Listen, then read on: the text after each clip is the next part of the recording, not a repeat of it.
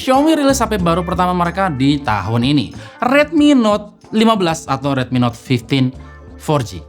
Seri Note paling bawah yang kalau ngomongin soal sejarah, anjay, Redmi Note ini sangat memorable sekali. Sedikit flashback, awalnya Redmi Note itu sukses bikin heboh pasar Indonesia lewat fenomena flash sale HP goib yang nawarin spek tinggi, tapi harganya miring banget. Sampai sekarang, seri ini masih jadi pilihan di kelas mid-range karena konsisten bawa fitur mahal kayak layar AMOLED dan kamera yang cakep, jadi lebih terjangkau buat semua orang. Apakah generasi ke-15 ini masih bawa hal yang sama seperti pendahulu-pendahulunya? Kita kupas tuntas dalam Silet. Gitu.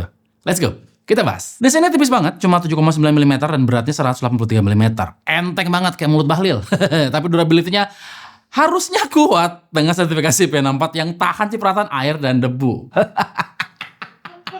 Bodinya plastik made, lumayan enak dan nyaman digenggam ya. Slot SIM-nya hybrid, bisa dual SIM atau tambah microSD sampai 1 TB. Sayangnya, nggak ada headphone jack. Ya overall, desainnya lumayan premium walaupun nggak terlihat baru ya. By the way, HP ini punya jargon HP Titan alias tiada tanding. Say lu Xiaomi. Bukan tanpa alasan karena memang durability-nya juga jadi nilai jual HP ini. Setidaknya dalam 1 minggu ini baru saya jatuhin 2 kali. HP ini masih sehat. Ya, alhamdulillah ya. Untuk layarnya juga Xiaomi nggak pernah setengah-setengah menurut saya. Layarnya AMOLED berukuran 6,77 inch curve, artinya melengkung di bagian samping dengan resolusi 1080 x 2340 pixel dan refresh rate-nya 120 Hz. Brightness-nya sampai 3200 nits dalam kondisi peak ya. Ditabrakin sama sinar matahari masih aman, jelas kelihatan.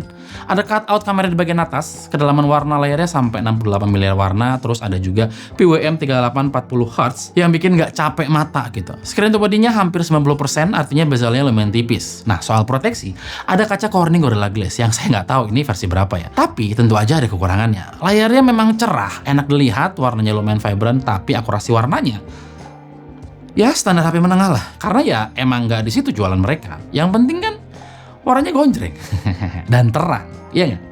Soal performa, HP ini pakai MediaTek Helio G100 Ultra. Secara garis besar ini penerus dari the mighty legendary G99 ya. SoC-nya lemot? Oh, tentu tidak, karena dia adalah standar SoC yang layak menurut saya. Oke, saya ceritain sedikit ya. Buat penggunaan biasa, ini HP lancar-lancar aja. Buka app kayak WhatsApp, Instagram, YouTube, atau browsing Chrome, nggak ada ya lag sama sekali gitu. Chipsetnya lumayan efisien, ditambah RAM yang bisa di-extend virtual sampai 16 GB, saya bisa multitasking buka 8-10 aplikasi sekaligus tanpa stuttering. Animasi di HyperOS juga lumayan mulus karena layar 120 Hz-nya. Soal angka ya, saya yakin kalian juga udah hafal ya. Tapi ini lebih ngebut loh. Antutunya ada di kisaran 500 ribuan, skor Geekbench-nya di single core ada di 500-an, dan multi-core-nya ada di 1800-an. Nah, buat light activity kayak edit Google Docs, video call, Zoom, atau streaming video sambil chat, aman dan nggak kerasa panas berlebihan. Tapi kan itu buat casual usage ya. Gimana kalau dipakai buat main game? Nah, ini yang standar aja menurut saya. Nggak wow gitu. Buat game casual kayak Mobile Legends atau Smash Legends di medium setting, frame rate-nya lumayan stabil, nggak kerasa ngedrop parah gitu, dan dia juga adem ya, jadi nggak cepat panas. Buat main Genshin, installnya aja saya nggak tega coy, karena emang gede banget Genshin tuh kayak puluhan gigabyte gitu loh. Selain itu saya juga nggak main Genshin Impact gitu.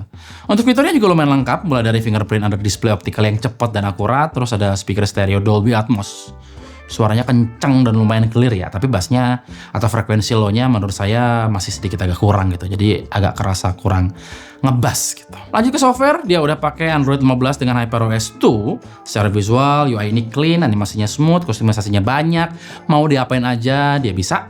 Buat update, Xiaomi janjiin 4 major updates plus security patch rutin walaupun kalian libur. Persis kayak MBG. Jujur UI-nya bukan selera saya, tapi soal software dia bagus dalam hal optimize baterai. Soal ini mah udah terkenal dari zaman masih MIUI malah. Baterainya berkapasitas 6000 mAh, lumayan gede, pas dipakai bisa tahan seharian penuh, bahkan 1,5 sampai 2 harian buat usage ringan masih bisa menurut saya. Dengan catatan kagak main game. Dia punya fast charging 33 watt wired, 5-100% diisi sekitar 1 jam lebih dikit, plus reverse charging 18 watt. Buat baterai, HP ini nggak mengecewakan. Lanjut ke kamera, HP ini juga lumayan menurut saya. Kamera utamanya beresolusi 108 megapiksel, bukan f1.7, dan kamera keduanya adalah auxiliary lens yang Entah deh itu buat apaan ya. Sedangkan kamera depannya beresolusi 20 megapiksel. Dalam kondisi daylight alias terang, fotonya menurut saya juara lah. Buat harganya. 108 megapikselnya nangkap detail yang tajam, warnanya vivid dan lumayan akurat. Dan imigrasi juga bagus menurut saya berkat HDR-nya.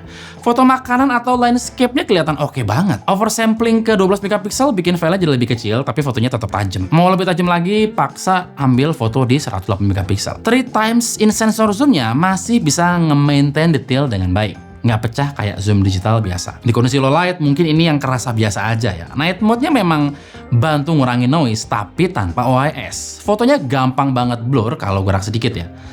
Warnanya agak wash out, detailnya hilang di shadow. Buat sekadar foto gelap-gelapan lumayan lah, tapi masih standar HP mid-range gitu. Overall kameranya oke buat harga segini, sangat value daylight beast. Tapi low light-nya butuh cahaya tambahan ya, atau ditambahin di aplikasi editing. Terus buat kamera selfie 20 megapikselnya menurut saya, menurut keyakinan saya, lumayan oke.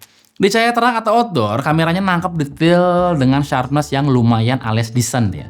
Nggak tajam-tajam banget kayak flagship, tapi cukup buat lihat kawah-kawah bopeng bekas jerawat di muka gitu. Warnanya natural, nggak oversaturate, walau kadang skin tone-nya agak sedikit lebih cerah atau dicerahkan daripada aslinya. Berasa kayak pakai efek beautify gitu.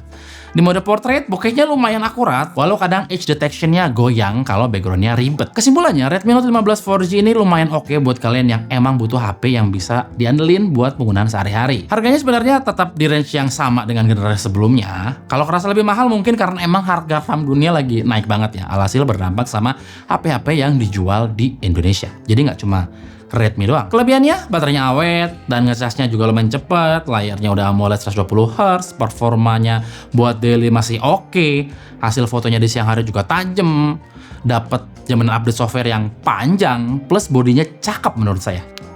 Dia juga udah tahan cipratan air IP64 dan fiturnya lengkap dari NFC sampai speaker stereo. Tapi ingat, kekurangan jelas ada. Yang paling jelas tentu dia belum 5G, jadi kurang future proof aja gitu. Jadi kalau kalian butuh yang 5G, beli yang varian 5G-nya. Buat gaming berat, siap-siap ada stuttering karena SoC-nya memang kelas menengah.